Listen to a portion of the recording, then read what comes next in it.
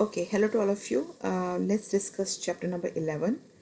So, usually after chapter number 7, I do chapter number 11. So, there's a reason behind it because in chapter number 11, we talk about signal transduction process, and it basically involves some proteins which are embedded in the membrane.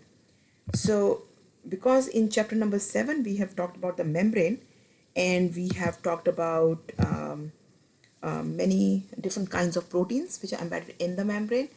So, in the chapter number 11, we talk about signal transduction process, and the main receptors, they are in the membrane. But there are some signal transduction processes in which receptors are in the cytoplasm also. So that's why I usually cover chapter number 11 after chapter number 7 because they're linked.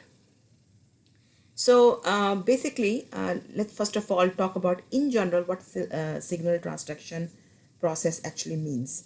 So signal transduction process actually means is when the cells, they receive signals from the environment, and when these signals are received by these cells through some receptor proteins which are embedded in the membrane, these cells, they respond to that signal. Okay, so cells receive signals, and then there is a cascade of events which takes place inside the cell, and then because of that cascade of events, which basically involves one protein activating another protein, the cell responds, and that response is in the form of either there is an expression of some gene, or there is some activation of some enzyme, or there is a change in the motility of the cell. So these are different ways how the cells respond to the signals in their environment. So cells can signal to each other and interpret the signals they receive from other cells and the environment. And signals are most often they're chemicals. Okay, so I usually, when I teach this class in the face-to-face setting, I usually I usually give an example that suppose if the students, they're in the classroom and they come to the class for a regular class, but suppose I announce that today we are not going to have a regular class, but instead we are going to have some surprise test. So how are you going to feel about it? Then students usually respond and they say, oh, I will be panicked, or somebody will say, oh, my heartbeat will become fast, my pulse will become fast. So there are many things which usually the students say. So basically this is a news, this is a stressful news which gives us stress that we are going to have some surprise exam and we're not prepared for that. So basically in this situation, we have different kinds of physiological effects on our body. Some people can have, like, as if the heart is sinking. Some people can have a high pulse rate. Some people can even have a kind of a diarrhea, vomiting. So this is all anxiety, right? This is all anxiety, which is because of the stress and the stressful news I gave, right? So basically all this is happening because of this chemical called epinephrine, or it's called adrenal. And we also call it adrenal shock. The situation you land up into when you are having all these kind of, physiological effects, this is called an adrenal shock. And why it's called adrenal shock? Because it is because of the secretion of a hormone called adrenal, or it's called epinephrine. So this hormone is secreted by adrenal glands, and it has receptors on the other cells. This chemical goes and binds on the receptors on the cells, and because of the binding of this chemical, which is a ligand, when this ligand or when this hormone binds to its receptor, the shape of the receptor changes. When the shape of the receptor changes, it leads to a cascade of events inside the cell, and because of that there is an activation of different kinds of proteins, and those different kinds of proteins can cause different kinds of effects. Okay, so all those effects are like heartbeat becoming fast, pulse rate becoming fast. So basically what is happening is, and when I mean just giving you an analogy that, like, if you look at this picture, you can see how this animal looks afraid of this tiger, right? So this tiger is chasing this animal and this tiger is looking very afraid. So similarly, this is like a student and this is like an exam. So the exams are always chasing students, right? And exams give a lot of stress and anxiety to the students. So this picture is just that kind of analogy. So basically, for this animal, this tiger, the chasing of the animal is a kind of a stress. So the question is, what this chemical, how it can cause different kinds of effects. The answer is signal transduction or cell communication or cellular messaging. So cells can signal to each other and interpret the signals they receive from other cells and the environment. Okay. So because cells talk to each other, they communicate to each other, that is why in response to the secretion of this hormone, our different organs of the body are involved and a person feels different kinds of physiological effects. That is the meaning of signal transduction basically. Okay. And the signal transduction process, it can be divided into 3 different steps. It involves the reception. Reception means the receiving of the signal by the receptor. Transduction, which involves the cascade of events which takes place inside the cell. And the last one is response. And that response, as I said, it can be in the form of activation of some enzyme, or it can be in the form of expression of some gene. Okay, so you can see this picture. This is the membrane.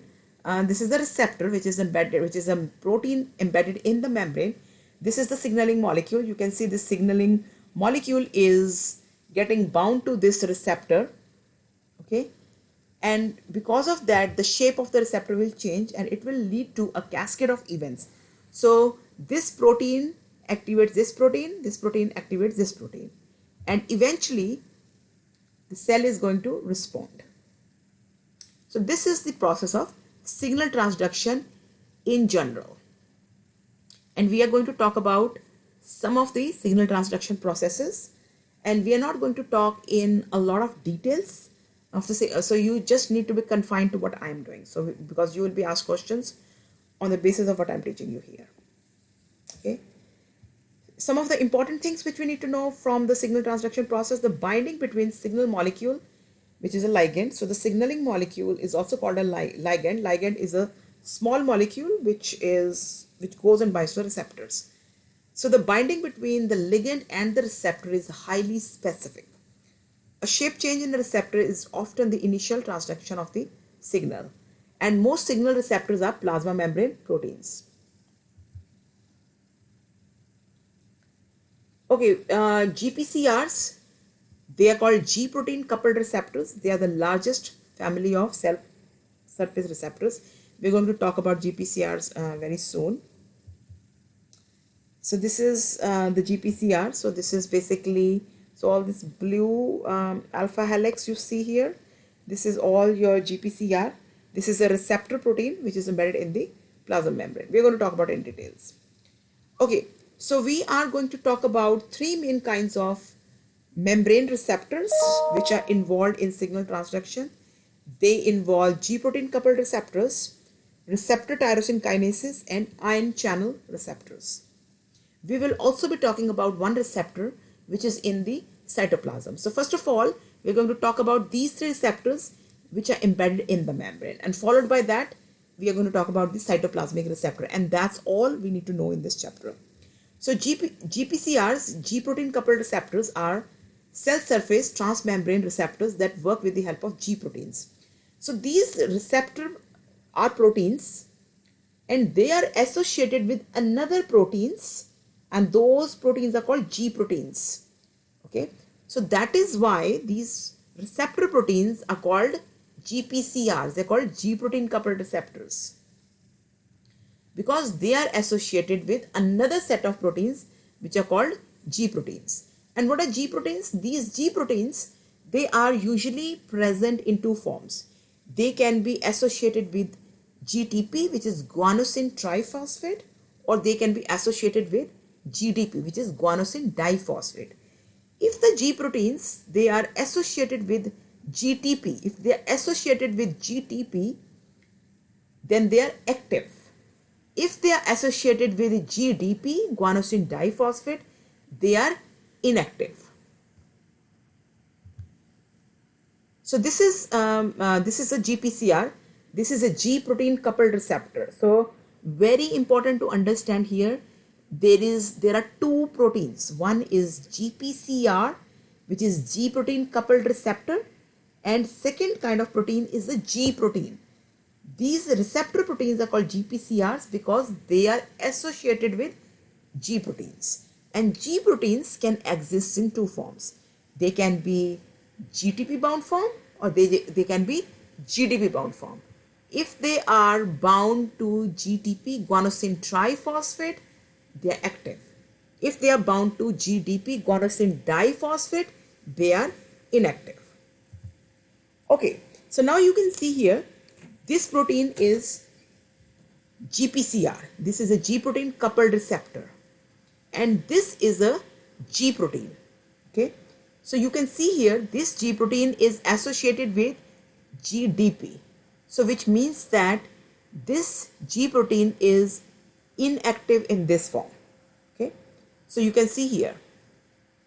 Now this is the G protein coupled receptor, and when in this situation you can see here there is no signal.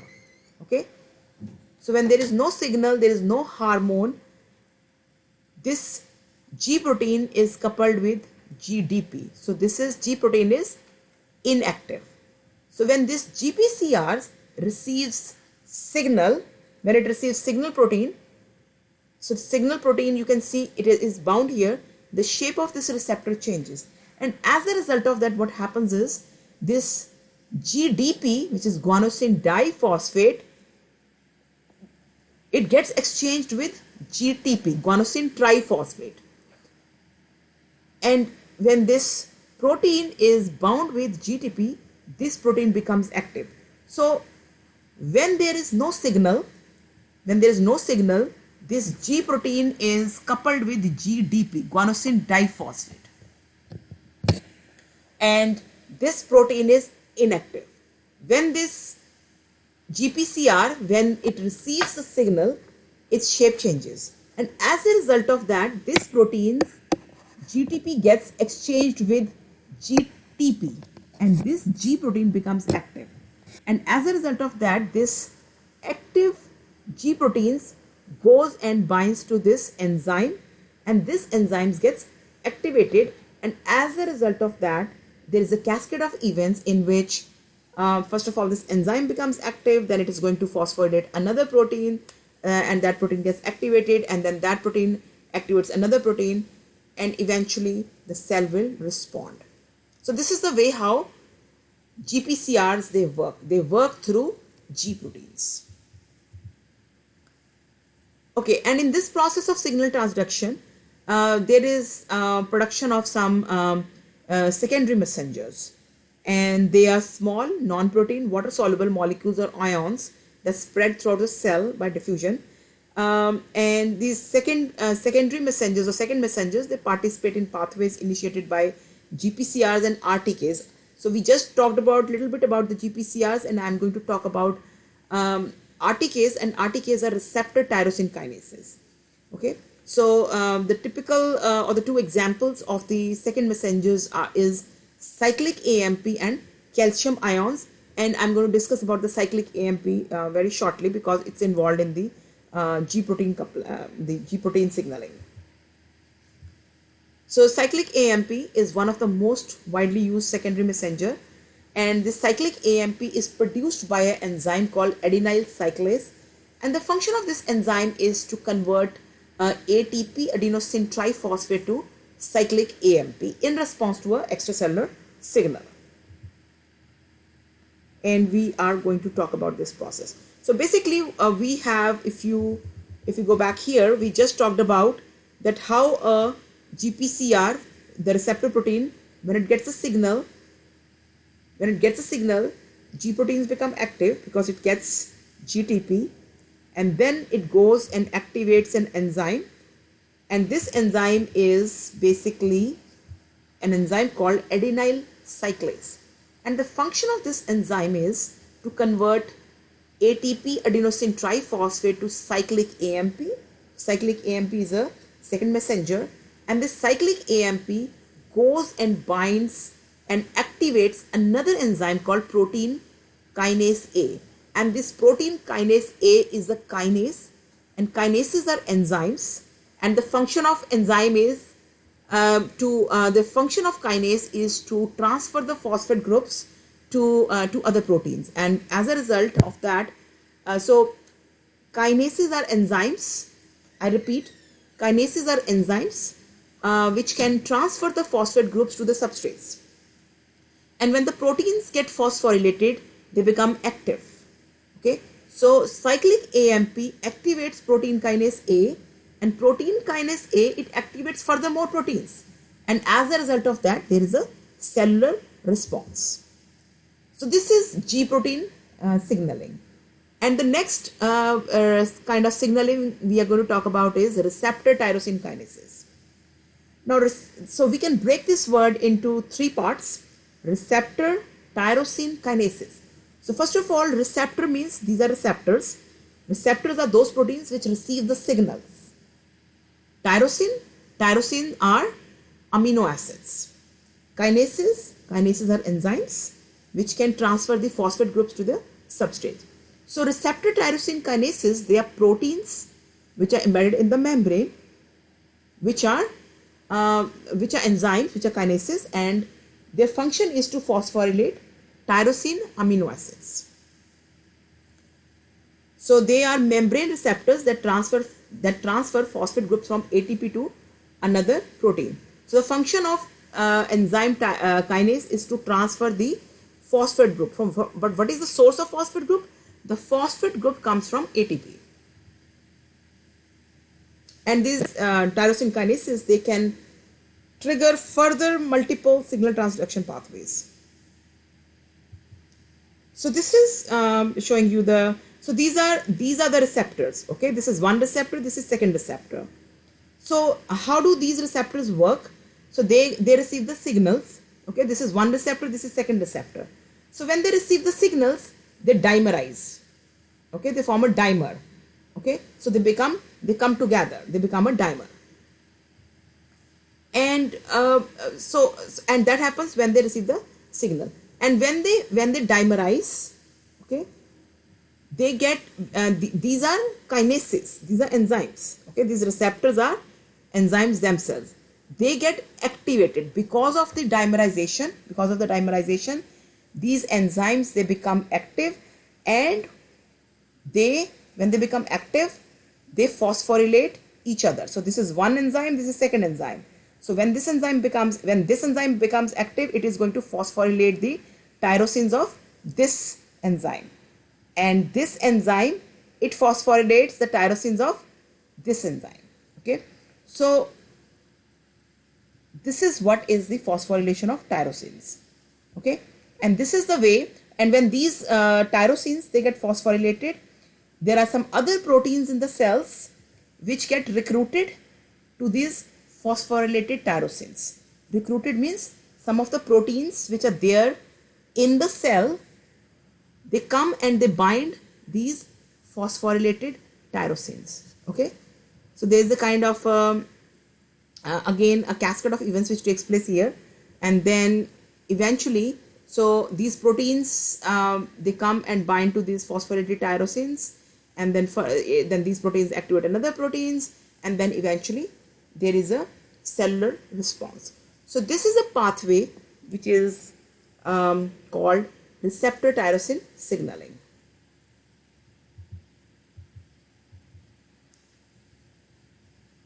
So this is the one receptor, this is second receptor, and you can see these receptors, they have tyrosine amino acids in them, and this is the side of the receptor which receives the signal or the ligand. And these receptors, they form a dimer. Okay, once two receptors, they receive the signals, they come together and they form a dimer, And because of that, there is the activation of this enzyme. Because of that, there is the activation of this enzyme. And as a result of that, there is a phosphorylation of these tyrosine residues. And when these tyrosine residues, they get phosphorylated, there is a recruitment of more proteins. And as a result, there is a cellular response. The third membrane proteins, the third signal transduction pathway which is done by these membrane proteins is called ligand-gated ion channels. So what are ligand-gated ion channels? So basically these are receptors that act as a gate. So they are ligand-gated. So these are the proteins. So let's break this word again into three parts. So these are ligand-gated ion channels. So first of all, these proteins, they are ion channels, which means that through these proteins, ions can pass. Through these proteins, ions can pass. But they are ligand-gated. Ligand means a ligand, a signal. Gated means these proteins, they open and they close. They open and close in response to a signal. Okay. So these proteins, through these proteins, ions can pass. Okay. These proteins, they transport ions. These proteins, they transport ions. And these proteins, they open and close in response to some signal. So ligand-gated ion channel receptors act as a gate that opens and closes when the receptor changes shape. When a signal molecule binds as a ligand to the receptor, the gate allows specific ions such as sodium ions or calcium ions through a channel in the receptor. Okay. So we have talked about these kind of proteins in chapter number 7, right, where we talked about the membrane proteins. So there we talked about carrier proteins, channel proteins, and we talked about how the channels are formed in the proteins, right? So through these channels, these ions, they pass. The last one is intracellular receptors. So we have talked about 3 different kinds of receptors which are embedded in the membrane. The last one is intracellular receptors. So these are the receptors. I will explain you through this picture. So these are the receptors which are basically in the cytoplasm. Okay. So they are sitting in the cytoplasm. So they are not in the membrane. This is the membrane. Okay. So these receptors are in the cytoplasm and they're sitting in the cytoplasm. So when their ligand, which is a hormone, okay. So these receptors are called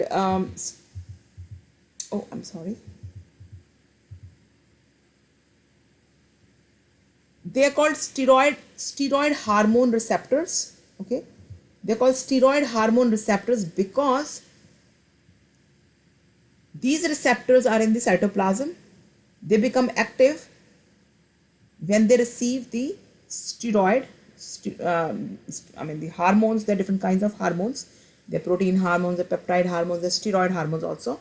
So the signal for these receptors is steroid hormone, and steroid hormones, because they are non-polar in nature, they can pass through the membrane and they can come and bind to these receptors. And when they come and bind to these receptors, this receptor's shape changes. Okay, the shape of the receptor, this receptor changes, and then this receptor goes to the nucleus, and in the nucleus it acts as a transcription factor and it helps in the expression of some genes. So transcription factors are the proteins which help in the transcription of some genes. So we'll talk about transcription factors in chapter number, I think, in 16. Okay, so right now you should understand transcription factors are those proteins which help in the process of transcription, and transcription is the first step in the gene expression. So that's all from this chapter. So be confined to what I'm teaching, because in book there can be a lot more details. If you have any question,